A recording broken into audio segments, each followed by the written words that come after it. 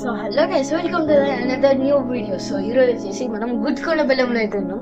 So ఇక్కడ వచ్చేసి గుడి అనమాట. దీని లోపలికి వెళ్ళి స్నానం చేస్తారు.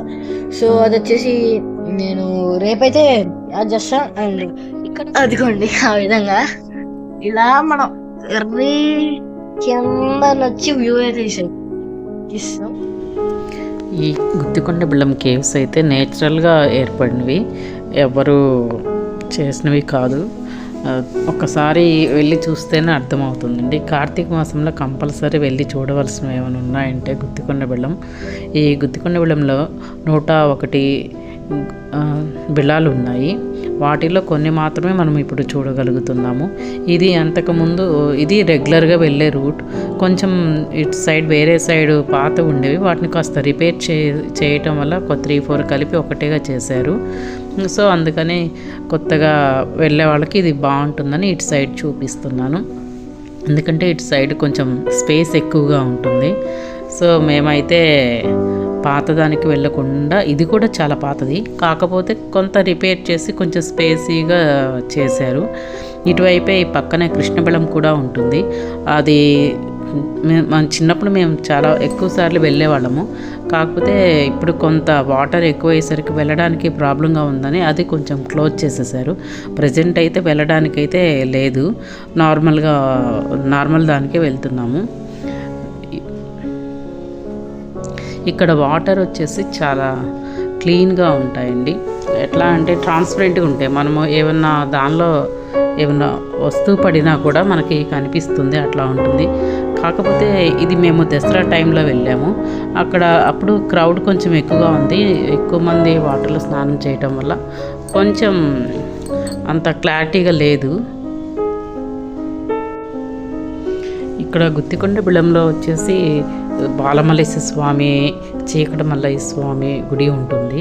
ఇవే కాకుండా రాజరాజేశ్వరి అమ్మవారి గుడి, పేరమ్మమ్మ, యోగిని కోల పేరమ్మమ్మ గుడి, ముచ్చికింద మహాముని, ఆంజనేయ స్వామి టెంపుల్స్ కూడా ఉంటాయి. ఇక్కడ తొలి ఏకాదశి వచ్చి చాలా బాగా చేస్తారు. అందరికీ ఎక్కువగా తొలి ఏకాదశి మాత్రమే అని తెలుసు, కానీ ఇక్కడ దసరా కూడా చాలా బాగా చేస్తారు. ఇవే కాకుండా మనకి పేరమ్మమ్మ, యోగిని కోల పేరమ్మమ్మ ఆరాధన బాగా చేస్తారు. ముచ్చికింద మహాముని యజ్ఞం కూడా చాలా బాగా చేస్తారు. రెగ్యులర్గా వెళ్ళే వాళ్ళకైతే ఈ విషయం తెలుస్తుంది. అట్లానే కార్తీక మాసంలో కూడా చాలామంది వస్తారు, పూజలు అవి చేసుకొని, అభిషేకాలు అవన్నీ చేసుకొని వెళ్తూ ఉంటారు.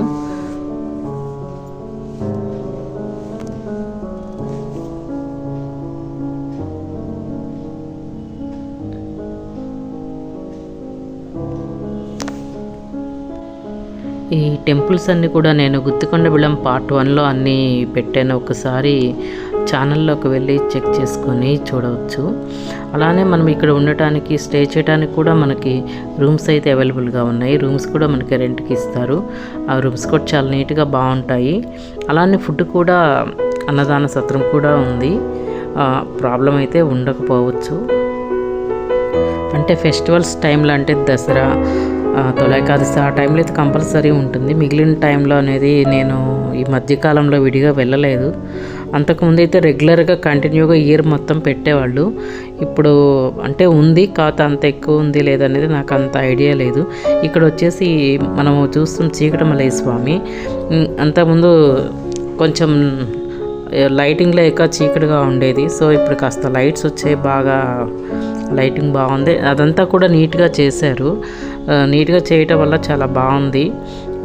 ప్రాబ్లం అయితే ఇక్కడ నుంచి మనం బయటికి వెళ్ళే రూట్ కూడా కనిపిస్తుంది.